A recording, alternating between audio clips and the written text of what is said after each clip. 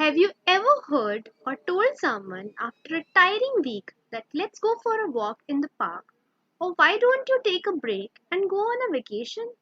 Or felt happy and excited before and after an adventurous ride of rafting or a roller coaster ride?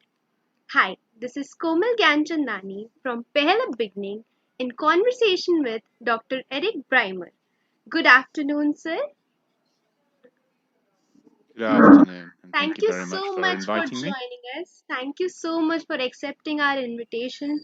We're really honored to have you on board today.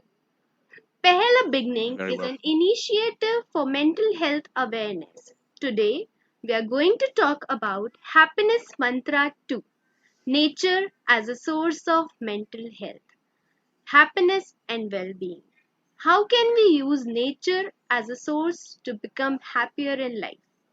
Before beginning, sir, I would like to give your small introduction to our audience so that they can know you better. Thank you so much for joining us today, audience. Today आज हम happiness के दूसरे मंत्र पे discuss करेंगे doctor Eric ब्राइमर के साथ में. Dr. Eric Brymer is a performance and well-being psychologist. Sir has 20 years of rich experience in the field of mental health. He is a reader in Leeds Beckett University, UK. Parallelly, he is a lecturer, coach, consultant, psychologist, researcher, and author at Queensland University of Technology, Brisbane, Australia. He is also a principal lecturer at Manchester Metropolitan University. Sir has completed his PhD in psychology from the University of Wollongong. Sir is a psychologist, facilitator, and researcher with a particular interest in the human environment relationship and the impact of this relationship on performance, health, and well being. Particular expertise in the application of adventure models and the development and design of effective learning experiences and interventions for individuals, groups, and organizations. Again, sir, thank you so much for joining us. Over to you, sir. Thank you very much. You're very kind of you to invite me to discuss happiness and the role of nature. Oh, Kamal, you've disappeared, so I don't know whether you can hear me or not, but you suddenly vanished from my screen, Yes, so I'm sir. So hoping I you're all just there. Yeah. switched off my video so that whole screen can have your look. Okay, that's fine. Well, you don't need to do that. I'm sure they don't necessarily need to see the whole screen, me on the whole screen. Sure, sir. Sure, sir. So, sir, let's start then. Let's start with understanding what's happiness, according to you.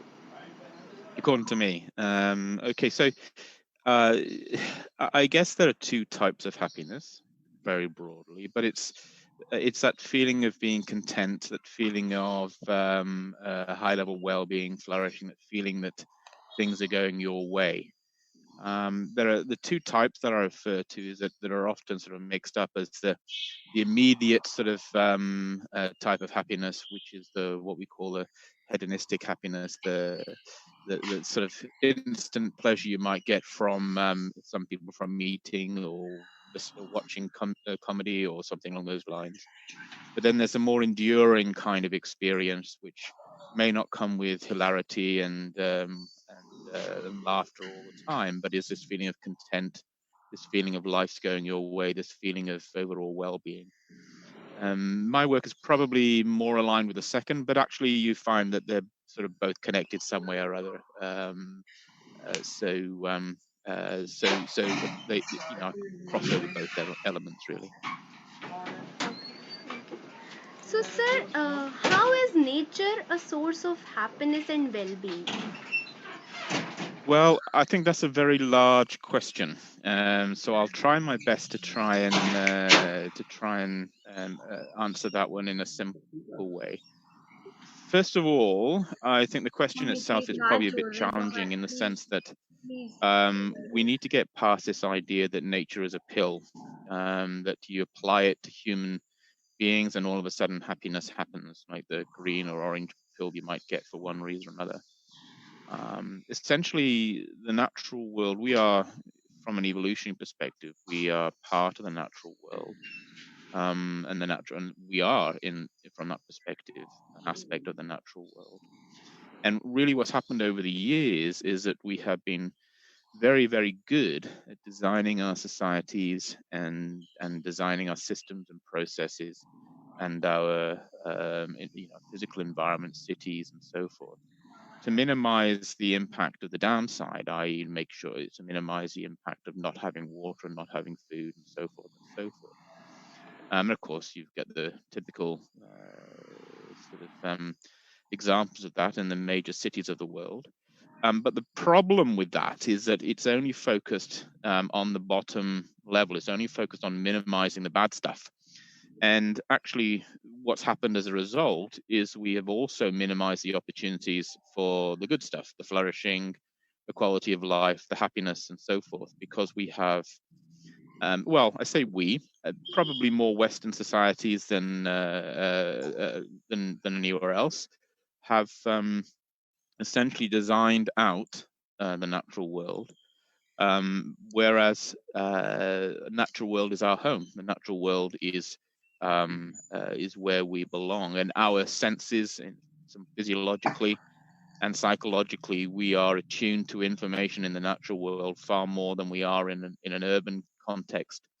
And so, being in nature, it's not, as I say, we need to get away from this idea of as a pill, but being in nature and being in a natural context means that as a what we call a form of life, as an entity, as a being, as a living being, we are living the way, and our perceptual capacities, our mental and physiological capacities are living the way that they have been designed to do, which over the last few hundred years we've designed out, but actually we've been around for a bit longer than that, and physiologically and mentally we're much more aligned with the natural world than the non-natural world. And on top of that as well is that what we're finding and from a research perspective is that because of this affiliation, it's not an emotional affiliation, but because of this attunement to natural environments, and we are naturally part of nature, we're also finding that some of the other aspects that are things like mindfulness and so forth, that we are working on as researchers now and people have been utilizing for many years, happen much more easily. You don't have to force them. The sound and the air brushing across your face, etc., almost facilitates this mindful being in the present moment, which you don't get in everyday life. Right. Right, sir. Thank you so much. Very well described, sir. So, sir, is like, does happiness comes on its own, or do we need to do something to find happiness? I think we're probably born to be happy, and what we've done and we are. I mean, if you look at young children and so forth, happiness is part of who we are. But we're very, very good at making sure that we teach our children not to be happy as they get older. And that's the same thing, the young children are much more comfortable interacting with the natural world until we teach them not to. That sort of process of socialization, it has impacts across many different aspects of well-being, of which happiness, of course, is an important part. Right, right, sir.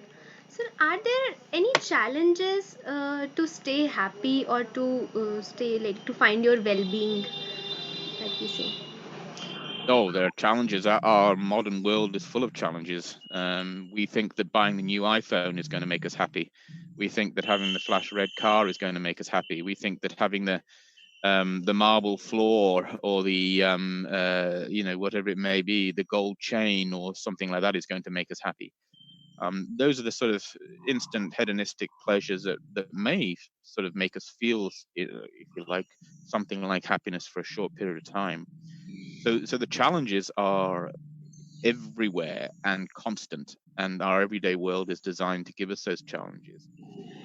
What the natural world manages, especially when you're looking at adventurous activities with the natural world, it brings you back down to earth in a metaphorical and very solid way, in the sense that the only thing that is important is what's here right now, because because if you're not focused, especially in more adventurous sort of activities, if you're not focused, if you're not brought into the right here, right now, then that's when things can go wrong.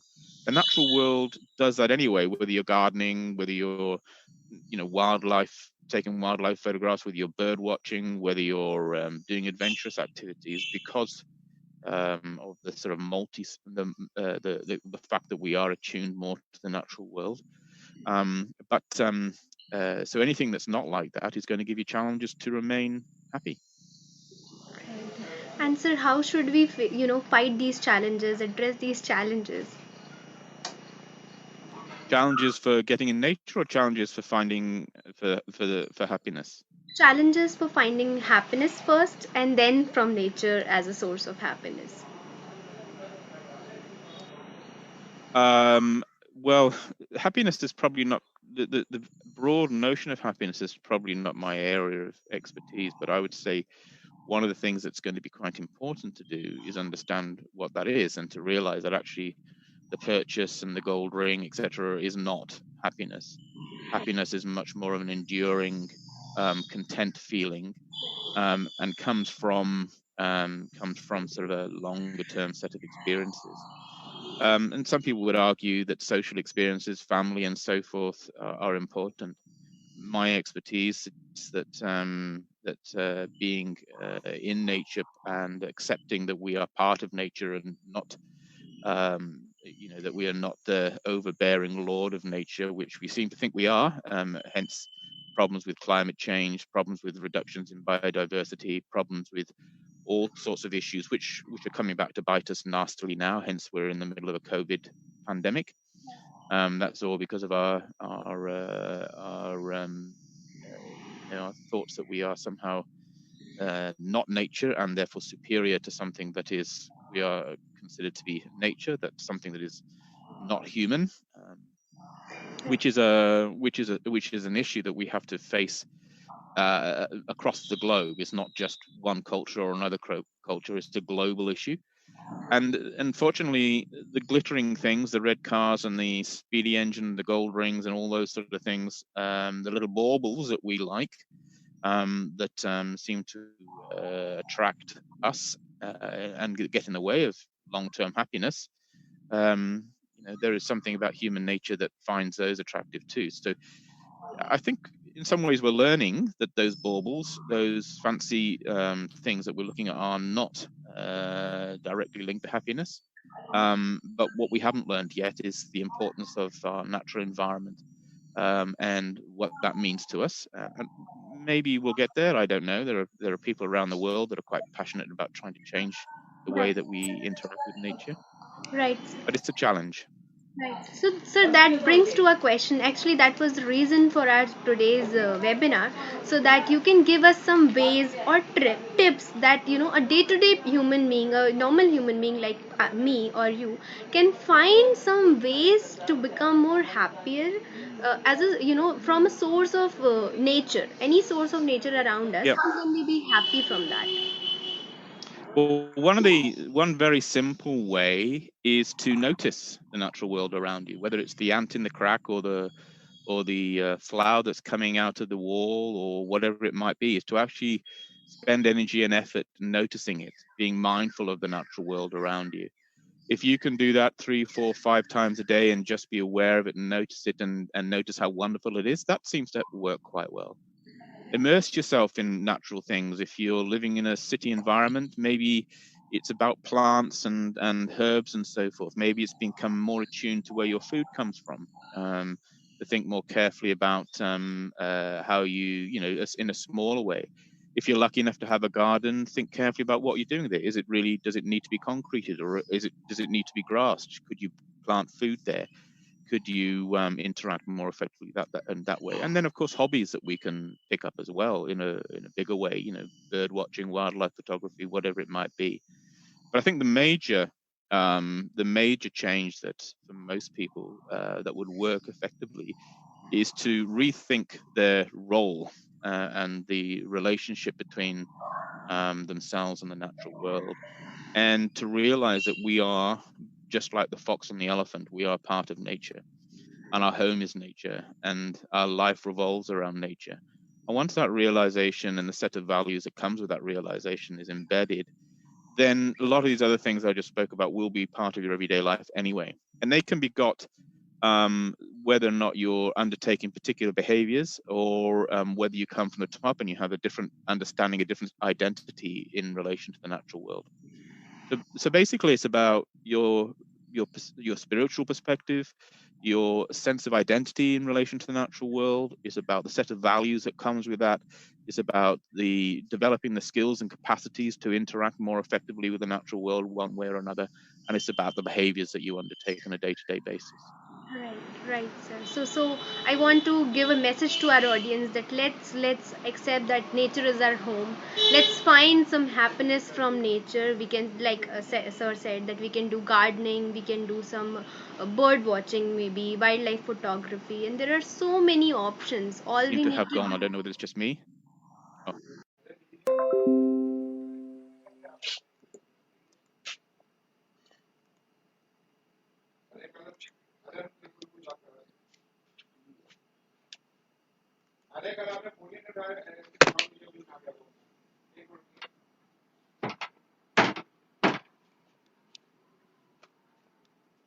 Hello. we're back, are we?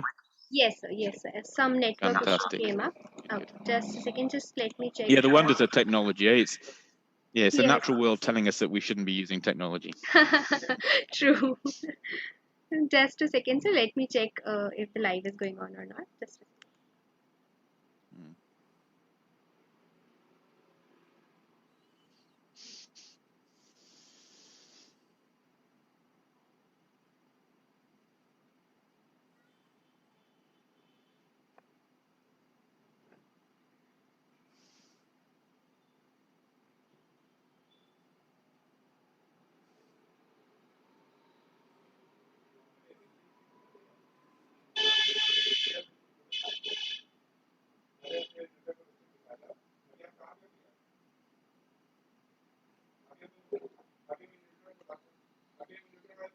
yes, sir.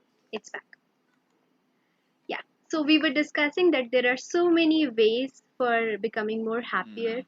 Nature is one of them. We can just go to our garden, step into our garden and do some gardening, bird watching, wildlife, something, or even adventure is helpful to our mental health and happiness. So let's step. Even even in the way that you think about the world, what we found also is that just imagery of nature, sort of, thinking about the natural world can work to an extent as well if you haven't got any other options. Wow, Having that's really having plants in the house, having images and pictures around the place seems to work as well. Maybe not as well as all the other things, but it has an impact. wow. That's a easier thing I think that our audience can do. If you cannot go out to the garden, maybe we can just have some plants at our home or some images of our plants around us. So that's really soothing to our mental health. It's really helpful. Mm. So will you also like to share more, your research experience into this field? Because so many psychology students are also out there who are listening to you today. Okay. So, yeah, it's quite an interesting area in psychology, and I think it's growing quite a lot. And there's probably three particular types of psychology this links to. There's the eco-psychology connection, then there's the environmental psychology connection, and there's the ecological psychology connection as well. But even within things like cognitive psychology and health psychology, there are frameworks that look at the natural world or interacting with the natural world as an intervention for mental health issues, or to enhance things like happiness and flourishing. And there are a number of theoretical frameworks, including the ones that we're developing, which have been utilized to try and understand how this interaction works, and also to try and design more effective interventions. And it all depends really on the issues that you're trying to work with, and the environment that you can work in. So the options for people are massively broad, and it's getting more and more popular. I think these days I've noticed more and more people doing PhDs and master studies and even honors studies looking at something. I have 3 at the moment, honors students, for sake of example, looking at one element of somehow the relationship between human beings and some aspect of Right. well-being. Um, and even or to the impact of climate change on well-being or the conservation psychology. So it's getting very popular now, and which is a good thing, I suppose. But I'm not sure whether the popularity is because it's something that people are now aware of, or whether it's because it's something that people, that the current context that we're in means it's becoming more and more important. We'll see in the long run, I guess. Right. So from that, I'm also curious to ask, what are your ways to find happiness from nature that you're already practicing? We're quite lucky to have a nice garden here, so I spend a lot of time in that. But otherwise, I try and take the kayak. In fact, we're going this weekend, taking the kayaks and out into the surf or into the rivers. So really, I live. Even our house is pretty well open all the time, so we have a wildlife that sort of creeps in and out of the house most of the time. But so we try and keep connected to it as much as we possibly can. Oh, thank you so much. So I request our audience that let's take this path of happiness, like let's take nature as a source towards a path of happiness, and we all can find more happiness and more content, more quality of life in our journey. And if you have any questions to Dr. Eric Brymer, you can ask in the comment box. You can ask later as well. We will try to connect with Sir and get back to you if possible. Um, Other than I that, mean, yes. if we see the natural world, if we understand its importance to human beings and all animals of nature, and we accept that actually that is paramount to our health and well-being, then maybe we won't be treating the natural world in the way that we do. In some ways, metaphorically, it's rather like abusing and beating up your family and so forth because you're no longer part of your family. It's not something that we should do, but for some reason we have fallen in that habit. But if we can change that way of understanding that relationship, and not only will that be good for human beings' happiness, but it'll also change the way that we impact on the natural world, and it'll also change what's happening around us in terms of other little things like pandemics and so forth as well. So it is massively important, this relationship, and we need to figure it out as individuals, but also more broadly in political and cultural and sort of ways, as well as through education and our health systems as well. Right, right. Sir, how is nature related to mental health? Say that again, sorry. Sir, how is nature related to mental health? Mental health. Yes. As in, how is nature used as an intervention, or as in broadly, how is it So related to mental health? broadly, how is it, affecting our mental health, positively or negatively both? Being in nature, well, at the moment, some would argue it's a bit of a mixture of both, because climate change and things like that are massively negatively impacting on mental health across the world, especially for those who are more connected to nature, who realize that relationship that we have with the natural world. Finding time to be in nature, to interact with nature, to immerse oneself within nature, to notice nature, to set our identity as part of nature is very important for positive mental health as well. So I hope that answers the question. Yes, sir, yes. Sir, what will you like to say about mental health awareness? Mental health awareness. I think that's broadly across the globe. Again, I think that's sort of the notion of mental health is again a very misunderstood and under researched and under supported area. In the end, it's probably more vital or as equal to the notion of physical health. I suppose what concerns me more, though, is that we differentiate mental health and physical health, and we see them as two separate things, rather than just one notion that that has enormous impact, whichever way you look at it. The other part of it is that, which I'm also very concerned with, is this idea of mental health being in the head, and this notion of psychology and the way that human beings behave and understanding behaving and learning and so forth is something that's in the head. That is not the case. Even no matter what kind of psychology, we are very embodied beings, and the relationship between ourselves and our environment is absolutely essential to notions of mental health and to everything, really. Right. And as soon as we can get away with the idea that mind and body are separate, as soon as we can get away with the idea that things like mental health is something that's stuck in your head, the better. And the realization that actually that relationship between ourselves and our environment is fundamental to Right. to human Right. beings functioning, the better. So Swasti is asking any particular characteristics of people who enjoy nature and who are using nature as a source of happiness? How can you No identify? particular characteristics. No. No particular characteristics. Everybody across all types of characteristics, no matter how you want to measure them, get benefits from that relationship. Right. Right, sir. Okay, sir. So any questions, any messages to our audience for nature as a source of happiness? Any messages? Yes. Did you say, sorry? Any messages to the audience? Yes, go out and find your way of interacting and immersing yourself in the natural world.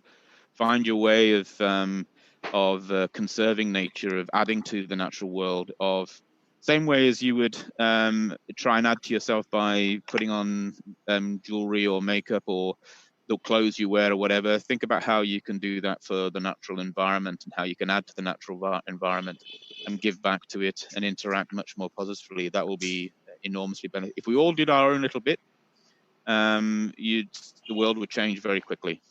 As I read recently, anybody who thinks that one person can't make a difference clearly didn't, hasn't connected to how COVID started. Right.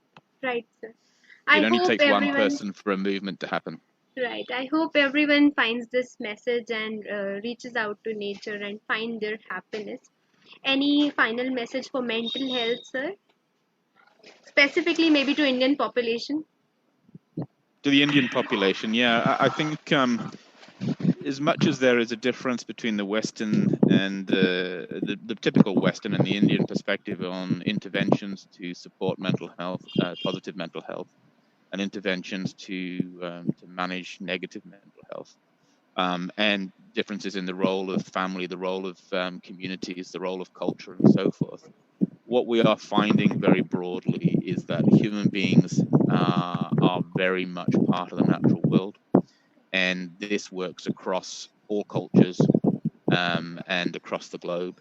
So don't underestimate the power of that, and don't underestimate the importance or the impact of the human-nature relationship on mental health. I think that's something that we need to sort of appreciate across the globe, really, as a group of natural animals. Right. That actually sums up the whole idea of this event. The one thing, let's find our ways of happiness like from nature. Let's step ahead. If you cannot go out, you can plant some trees at your home. Even images sir said that it's research proven that even imagery of nature can help us to be more happier, to protect our mental health. And let's not wait for our mental health to go into a clinical level. Let's seek help whenever needed. Let's not stigmatize it. Mental health is equally important. Sir, here I would like to conclude. Actually, do you want to share anything else or ask any questions, maybe?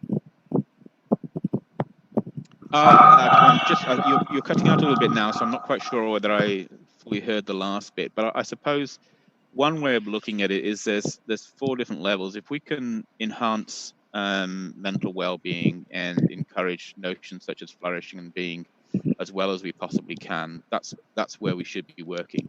If we can't do that, then we need to make sure that we prevent and we maintain positive mental health the best we can.